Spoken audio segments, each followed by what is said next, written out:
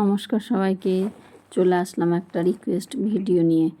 দেখতেই পাচ্ছ কীভাবে আগুন জ্বলছে আমাদের এখানে। জানি না কে আগুন দিয়েছিল, কিন্তু আগুনটা আজকে মারাত্মকভাবে মানে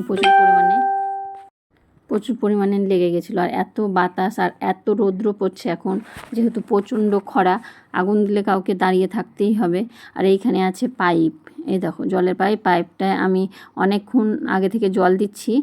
কন্ট্রোলে নিয়ে আসার পরে ভিডিওটা আমার মেয়ে করেছে। যাই হোক, মানে জল ঢেলে ফেলেছি, তারপরে ও নিয়ে এসেছিলো বাবাকে দেখাবো বলে, ও পরে ভিডিওটা মোবাইলটা নিয়ে এসে ভিডিও করেছে। তার অনেকক্ষণ আগে থেকে আমি জল ঢালছি।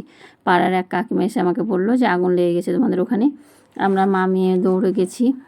দেখতে পাচ্ছ এত পরিমাণে আগুন। আর আমাদের এখানে অনেকগুলো বাঁশ রাখা আছে, শুকনো শুকনো বাঁশ কঞ্চিও রাখা আছে, ইটের পালা রাখা আছে। ভালো করে দেখলে বুঝতে পারবে, ইটের পালা অবধি অনেক কঞ্চি আছে। ওখানে কিন্তু আগুনগুলো চলে এসেছিলো। জল দিয়েছি আমি। আর মেয়ে যেহেতু ভিডিওটা করেছে, এতে দেখতে পাচ্ছ কীভাবে গাছগুলো আগুন লেগেছে। আর এই বাঁশগুলো পুরো পুড়ে গেছে, কাঁচা বাঁশগুলো ছোটো ছোটো, মানে মারাত্মকভাবে আজকে আগুনটা লেগে গেছে। তাই একটাই অনুরোধ করব, কে আগুন দিয়েছো এইভাবে আগুন কেউ দিবেন না। আর দিলেও একটু দেখে রাখবেন, কারণ এখন এত রৌদ্র পড়ছে, এত খরা, আর আগুনটা মানে ছড়িয়ে গেছে পুরোটাই, পুরো আগুন জ্বলে গেছে। অনেক বেশি মাত্রায় আগুন লেগে গেছিলো। যেখানে পাইপটাও ধরে যেতে পারতো, আমি জল দিয়েছি। মানে কাকিমা আসলো বেরিয়ে বলেই আমরা বেরিয়ে গেলাম। মানে একটাই অনুরোধ করব, কেউ এইভাবে আগুন দেবেন না। শীতের সময় হলে কোনো ভয় থাকে না, কিন্তু এখন যেহেতু খরা, এত রৌদ্র পড়ছে, আগুনটা ছড়িয়ে গেছে মারাত্মকভাবে। আর ওখানে গাছপালায় বাঁশগুলো অনেক পুড়ে গেছে। অনেক আগে থেকে আগুন জ্বলছিল। আমরা সবাই বাড়ির ভেতরে ছিলাম, বুঝতে পারিনি। যাই হোক, অনেক বালতি জল ঢেলে আগুনটা আয়ত্তে নিয়ে এসেছি। মানে ঢালার পরে যে সব এগুলা ধরে যাওয়ার ভয় ছিল, সেসব জায়গায় জল দিয়ে আগুনটা আটকেছি।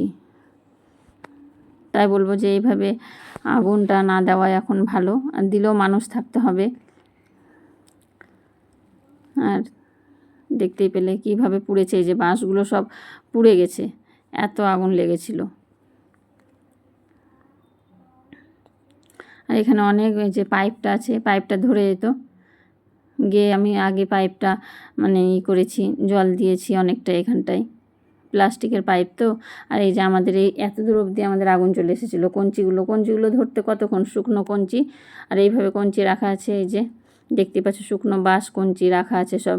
এগুলো আগুন লেগে যেত। এগুলো না আগে জল ঢালা হয়েছিল, জল ঢেলেছিলাম।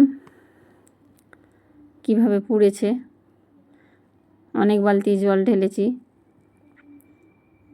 তাই সবাইকে বলবো, কোথাও এখন এত খরাতে এইভাবে মানুষ না থেকে আগুন না দেওয়াটাই ভালো।